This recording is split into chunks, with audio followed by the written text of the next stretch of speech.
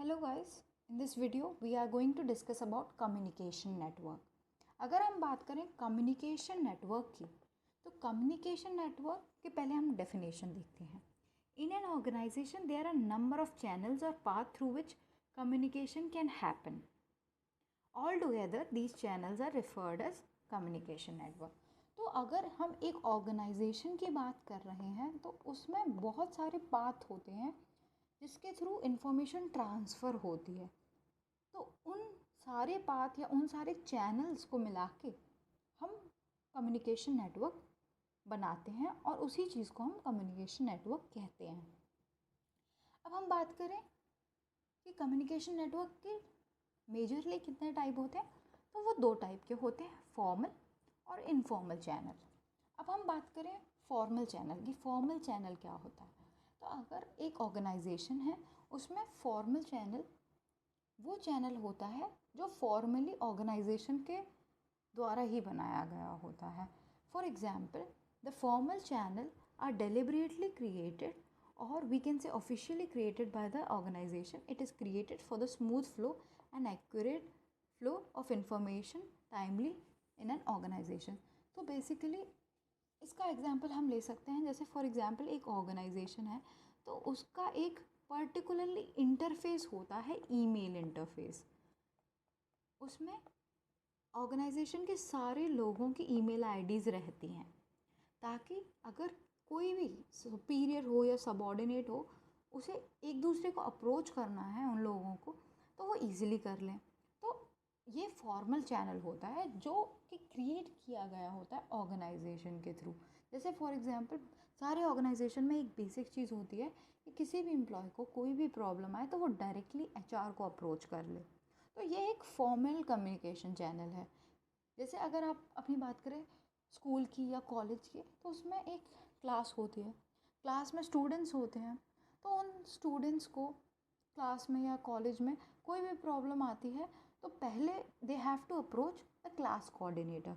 फिर class coordinator से resolve नहीं होता उसके बाद they should go to the HOD, फिर एचओआई या higher authority. We can not directly approach to higher authority. Mainly यही क्राइटेरिया होता है सारे ऑर्गेनाइजेशन में. तो इसी को हम फॉर्मल चैनल कहते हैं. नेक्स्ट हम बात करें इनफॉर्मल चैनल और ग्रेप वाइन. तो अगर हम बात करें इनफॉर्मल चैनल की तो बेसिकली इनफॉर्मल चैनल वो होता है जो ऑर्गेनाइजेशन नहीं क्रिएट करता. इसकी हम एक बार डेफिनेशन देख लें. These channels are not officially created, but these are created through operation of social forces. In these type of channels, often the message is distorted or rumor is spread. तो informal channel वो होते हैं जो लोग अपने social groups, like for example आप किसी organization में नए गए तो आपके कुछ friends बनेंगे, वहाँ different type of friends बनेंगे. तो उन जो social groups में जो बातें होती हैं वो ऑर्गेनाइजेशन डिज़ाइन नहीं करता बल्कि वो आप अपने आप डिज़ाइन करते हैं. समटाइम्स वो सही होती है, समटाइम्स वो बस गॉसिप होती हैं जो कि ट्रूथ नहीं होती. तो समटाइम्स दीज आर रूमर्स. तो ये सारी चीज़ें इनफॉर्मल चैनल में आती हैं जो कि ऑर्गेनाइजेशन नहीं प्लान करता, जो लोग अपने आप ही इंफॉर्मेशन बना लेते हैं और उसके बाद स्प्रेड करने लगते हैं. नाउ इसके टाइप्स देखते हैं. पहला है single strand. Single strand means इसमें एक सिंगल पर्सन इंडिविजुअल आगे पास करता है इंफॉर्मेशन को. तो this is the type of single strand कि इसमें एक इंडिविजुअल को इन्फॉर्मेशन मिली, पर्सन 1 को मिली, फिर 2 को मिली, फिर 3 को मिली. तो ऐसे सिंगल लाइन में जाती है ये सिंगल स्ट्रैंड इनफॉर्मल कम्युनिकेशन का पहला टाइप है. Next is gossip network. इसमें ये पर्सन है फिर ये बहुत सारे लोगों को बताता है तो ये गॉसिप नेटवर्क बन जाता है. In this one individual spread the information to many, right. Third is probability network. अब प्रोबेबिलिटी नेटवर्क में हम देखें तो प्रोबेबिलिटी में इसमें भी रैंडमली इंफॉर्मेशन स्प्रेड होती है. ये 2 लोगों को बता रहा है, फिर ये जो 2 लोग हैं वो कुछ लोगों को बता रहे हैं, तो रैंडमली इंफॉर्मेशन स्टार्ट स्प्रेडिंग. तो यह है probability network. And fourth is cluster network. तो इस क्लस्टर नेटवर्क में individual communicates with only those individual who he may trust. जैसे एक इंडिविजुअल है वो उन्हीं से कम्युनिकेट करता है जो ट्रस्टवर्दी होते हैं. लाइक फॉर एग्जांपल जैसे you are there, you will communicate with your best friends, so these things are there. फिर उसके बाद वो जो बेस्ट फ्रेंड है वो हो सकता है किसी से और से कम्युनिकेट करें, तो बस ट्रस्टवर्दी लोगों से, इसमें सबसे नहीं करते, ओनली ट्रस्टवर्दी लोगों से करते हैं। तो these are the types of 4 types of informal channel. Next अब हम आते हैं डायरेक्शन ऑफ कम्युनिकेशन, कि कम्युनिकेशन का क्या डायरेक्शन होता है।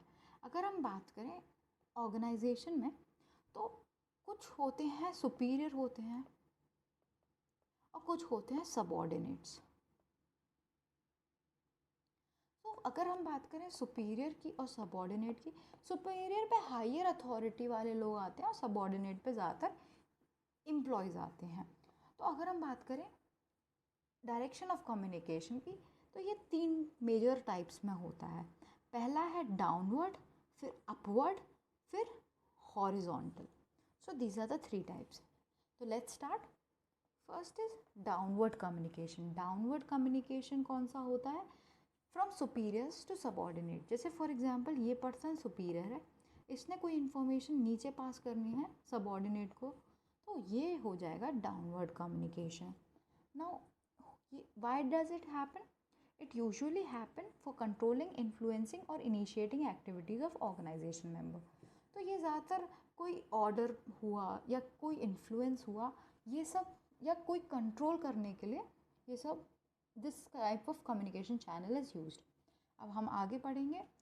It includes order and instruction about the job, direct about the understanding of job, organizational policies, procedures, feedback of subordinates, performance, reprimands, criticism. तो जो भी अगर सुपीरियर को कुछ भी इंफॉर्मेशन, इम्पॉर्टेंट इन्फॉर्मेशन या ये सारी इन्फॉर्मेशन जो मैंने बताई वो सारी ट्रांसफ़र करनी है सबऑर्डिनेट्स में, तो वो डाउनवर्ड कम्युनिकेशन का चैनल यूज़ करते हैं और उसी को हम डाउनवर्ड कम्युनिकेशन कहते हैं। नेक्स्ट हम बात करें अपवर्ड कम्युनिकेशन। अपवर्ड कम्युनिकेशन वो होती है जब सबऑर्डिनेट्स, जो नीचे के एम्प्लॉयज़ हैं, वो सुपीरियर को अप्रोच करें, तो उसको कहते हैं upward communication, right. It includes subordinate work performance, problem related to work performance, appraisal of subordinate, feedback of understanding of orders और instructions, classification of orders, opinions, attitude, feeling, procedure, method, practice following in doing the work, new ideas or suggestions.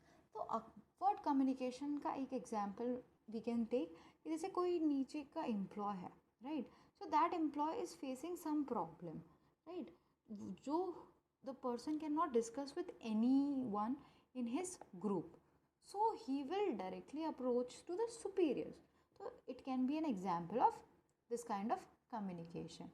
Next last type अगर हम बोलें तो horizontal communication.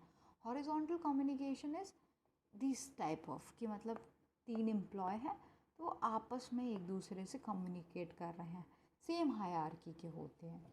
It flows from informal it is a flow of information between the persons of same hierarchical level, mostly consultation of work with each other. It also includes communication amongst peers or coordination of tasks. Also, it furnishes emotional and social support to the employees. तो इसमें basically क्या होता है, जैसे आप एक employ हैं, right, you are a manager, other person is a manager, तो आप लोग आपस में कम्युनिकेट करेंगे। हॉरिजॉन्टल कम्युनिकेशन मतलब ऑर्गेनाइजेशन में 3 टाइप की हायरार्की होती है, टॉप, मिडिल, लेवल। तो जब इक्वल हायरार्की कम्युनिकेट करती है उसे ही हम हॉरिजॉन्टल कम्युनिकेशन कहते हैं।